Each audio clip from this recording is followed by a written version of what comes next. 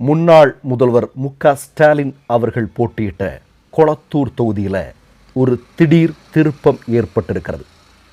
கொளத்தூர் தொகுதியில் பயன்படுத்தப்பட்ட வாக்கு எந்திரங்களை முழுமையாக எண்ண வேண்டும் என்பதை சொல்லி வழக்கு தொடர்ந்திருக்கிறார் முன்னாள் முதல்வர் ஸ்டாலின். அதாவது தமிழக வெற்றிக் கழகத்தினுடைய வேட்பாளராக கொளத்தூரில் போட்டியிட்ட VS பாபுவினுடைய வெற்றி செல்லாது என்றும் அவருடைய வெற்றியை எதிர்த்து ஸ்டாலின் அவர்கள் வழக்கு தொடுத்திருப்பதுதான் இன்றைக்கு இந்திய அரசியலில் ஒரு மிகப்பெரிய பேசுபொருளாக மாறியிருக்கிறது. ஒன்றை நான் சொல்லிக்கொள்ள விரும்புகிறேன். இந்திய அரசியல் வரலாற்றில், அதாவது 80 வருட சுதந்திர இந்தியாவுடைய வரலாற்றில் இவ்வளவு பெரிய அளவில் இந்தியாவை உற்று நோக்கக்கூடிய ஒரு சம்பவம் அப்படிங்கிறது அரிதிலும் அரிது. உங்களுக்கு எல்லாருக்கும் நல்லா தெரியும், முழுமையாக வாக்கு எண்ணிக்கை நடத்தப்பட வேண்டும். அங்கே இருக்கக்கூடிய வாக்கு எந்திரங்கள், அதே மாதிரி கண்ட்ரோல் யூனிட், அதே மாதிரி விவிபேட், இதனுடைய செயல்பாடுகள் இதெல்லாம் யார்? கோர்ட்டினுடைய மேற்பார்வையில் சரிபார்க்க வேண்டும். உங்களுக்கு ஒன்றை சொல்லிக்கொள்ள விரும்புகிறேன். சமீபத்தில் கோர்ட்டினுடைய மேற்பார்வையில் எண்ணப்பட்ட ஒரு தேர்தல் முடிவுகளில் அதற்கு முன்னால் வெற்றி பெற்ற நபருடைய வெற்றி செல்லாது என்று கோர்ட்டே அதிரடி உத்தரவு பிறப்பித்த இந்த இடத்துல நான் சுட்டிக்காட்ட விரும்புகிறேன். ரொம்ப ரொம்ப முக்கியமான விஷயம்.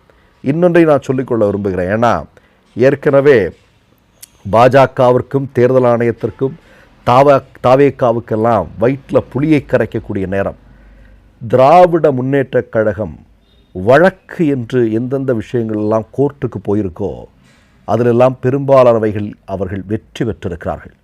முன்னாள் முதல்வர் ஜெயலலிதா விஷயத்தில் உட்பட அடுக்கி கொண்டே போகலாம். அவர்கள் அவ்வளோ சீக்கிரம் அப்படி கோர்ட்டுக்கெல்லாம் போக மாட்டாங்க. அவங்க கோர்ட்டுக்கு போகிறாங்க அப்படின்னா பெரும்பாலும் அதில் அவர்கள் வெற்றி அடைந்திருக்கிறார்கள் அப்படிங்கிறதா கடந்த கால வரலாறு. இப்போது முன்னாள் முதல்வர் ஸ்டாலின் தன்னுடைய வெற்றி உறுதி செய்யப்பட வேண்டும், VS பாபுவினுடைய வெற்றி செல்லாது என்று அறிவிக்க வேண்டும் என்பதை சொல்லி இன்றைக்கு உயர்நீதிமன்றத்தில் வழக்கு தொடுத்திருப்பது என்பது ரொம்ப ரொம்ப முக்கியமான விஷயமாக பார்க்கப்படுகிறது. சிந்தாதிரிப்பேட்டையில் கடந்த 2 வாரங்களுக்கு முன்பு திமுகவிற்கு சந்தேகம். அவங்க என்ன பண்ணுறாங்க அப்படின்னா, கொளத்தூர் வாக்குச்சாவடி, அதாவது 1, 17, 28, 32, 75 இந்த மாதிரியான வாக்குச்சாவடிகளில் மட்டும் எடுத்து இந்த வாக்குச்சாவடிகளில் பயன்படுத்தப்பட்ட வாக்கு எந்திரங்களை ஆய்வு செய்ய வேண்டும். மறுவாக்கு எண்ணிக்கை அங்கே நடத்தணும்.